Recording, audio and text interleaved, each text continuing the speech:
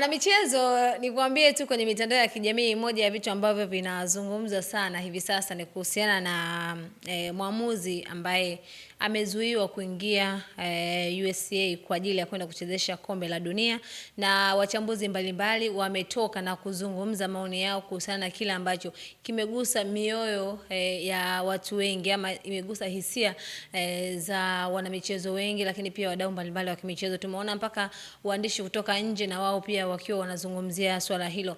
Tumemwona Mick Junior naye akiwa analizungumzia hilo, lakini pia wachambuzi mbalimbali kutoka hapa nchini Tanzania na wao wamezungumza kwa namna yao, namna ambavyo jambo hilo limewagusa kwa upande wao. Ni kupitisha tu kukusomea kile ambacho wameandika. Huyu anaitwa James Samuel, kwa upande wake ameandika kwamba toka jana hiyo mambo yanaendelea. Anasema ndoto ya mwamuzi bora Afrika Omar Altani kuchezesha kombe la dunia zimefikia mwisho baada ya kuzuiwa kuingia USA.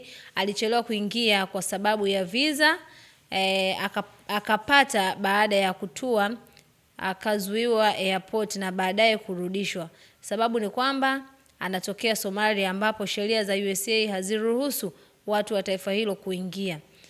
Kisanga cha timu ya taifa ya Irani ambayo inacheza mechi zake USA, lakini wataishi Mexico. Wanakuja siku moja kabla ya mechi, wakicheza mechi wanatokea hapo hapo uwanjani chini ya ulinzi mkali kurudi Mexico. Mpiga picha wa Iraq alipewa visa, akafika airport, akapewa masaa 8. Baada ya hapo akazuiwa kuingia na kurudishwa kwao. Hawa ni watu wanaohusika moja kwa moja na mchezo kutokea kwenye timu na official. Vipi kuhusu mashabiki? Anauliza hivyo.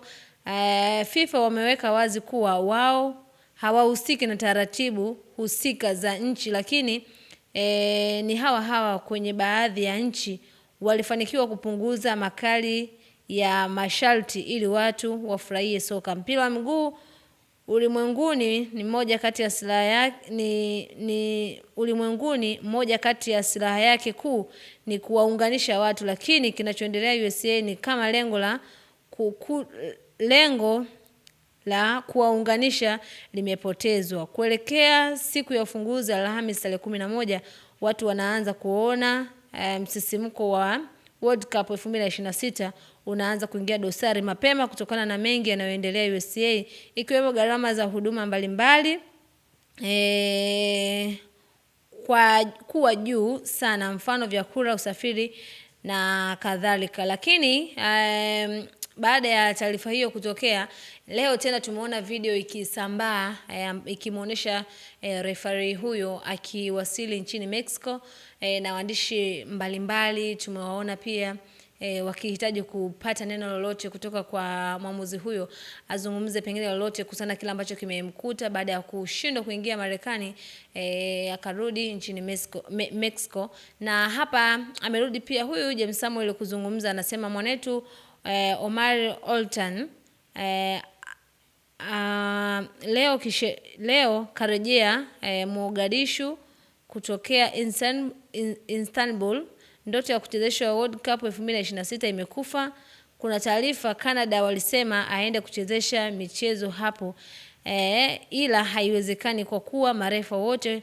Kituo cha kwanza ilikuwa Miami USA, ambapo semina na maandalizi yalifanyika hapo kabla ya kutawanyika kuelekea kwenye vituo vyao walivyopangiwa. Jana waziri wa michezo wa South Africa Mkenzie alinukuliwa akisema sababu ya Altani kuzuiwa licha ya kupewa visa ni aina ya passport kuwa diplomatic, hivyo ugumu ndio ulikuwa hapo. Binafsi nikajiuliza kwa nini kwenye maombi yake ya visa si aliambatanisha passport, hawakuona kuwa ni diplomatic?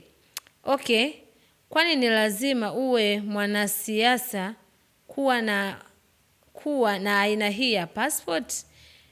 Vipi kama nchi yake Somalia ina sheria ya kumpa aina hii ya passport mtu wa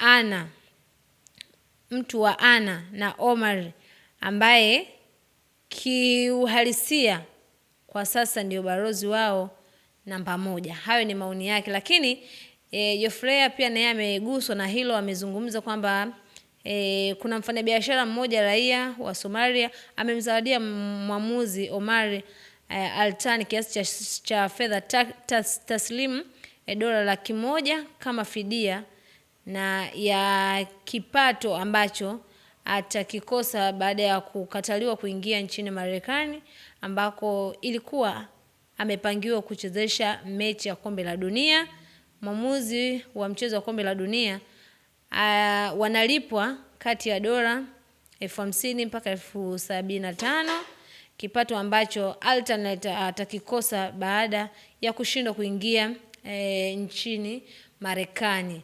Na hayo ndio baadhi ya maoni ambayo nimeyasoma, kwa sababu kuna jemedari pia naye amezungumza kwa urefu zaidi kwa upande wake, lakini watu wametoa maoni yao wengi kweli kweli, wadau mbalimbali kuhusiana na kile ambacho kimemkuta mwamuzi ambaye alitakiwa aende kuchezesha kombe la dunia, lakini imeshindikana kutokana na kuzuiliwa kuingia nchini Marekani. Wewe mwanamichezo, tuandikie pia naye maoni yako kuhusiana na kile ambacho kimetokea kwa mwamuzi huyu. Unafikiri inaleta picha ya namna gani kwa wanamichezo, lakini kwa mashabiki ambao wanamfuatilia mwamuzi huyu? Lakini kama alivyosema James Samuel kwamba kombe la dunia linatiwa dosari kutokana na kile ambacho kimetokea kwa mwamuzi huyu.